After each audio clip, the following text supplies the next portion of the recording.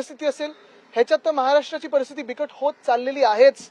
पण त्याच सोबत माझ्या सगळ्या सहकार्याने इथे त्यांच्या अधिवेशनाच्या भाषणामध्ये अर्थसंकल्पावर बोलताना भाजपचे जे किंवा ह्या महाझुटीचे जे काही प्रमुख मुद्दे होते, ज्याच्यावर निवडणूक जिंकली असं ते बोलतात, निवडणूक जिंकले हे निवडणूक आयोगामुळे, वोटर फ्रॉडमुळे, तरी देखील जे काही त्यांचे 10 मुद्दे होते, एक सुद्धा मुद्दा ह्या अर्थसंकल्पात आलेला नाहीये. त्यांना त्याच्यावर एक्सपोज केलं आम्ही, त्याच्यावर औरंगजेबावर एक्सपोज केलेलं आहे, त्यांच्या हिंदुत्वावर एक्सपोज केलेलं आहे. प्रत्येक गोष्टीवर एक्सपोज केल्यानंतर राजीनामा द्यायला लागला.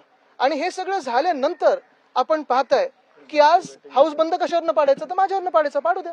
पण जनता हाच सवाल विचारत आहे की तुम्ही तर सत्ताधारी पक्षातले आमदार आहात, तुम्हाला जर निवडून दिलं असेल आम्ही, तर काम करायला निवडून दिलेलं आहे, महाराष्ट्राबद्दल बोलायला दिलेलं आहे, बोला ना, महाराष्ट्राबद्दल चर्चा करा.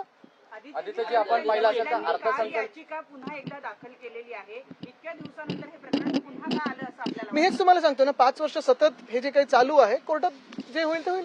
आदित्यजी